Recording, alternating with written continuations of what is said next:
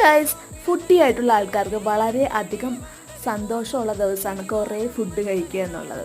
ഇന്ന് പണികാരൊക്കെ ഉണ്ടായിരുന്നതുകൊണ്ട് വീടുപണിയുടെ കൂട്ടത്തിൽ മീൻകറിയും ചക്കക്കറിയൊക്കെ ഉണ്ടാക്കിയത്.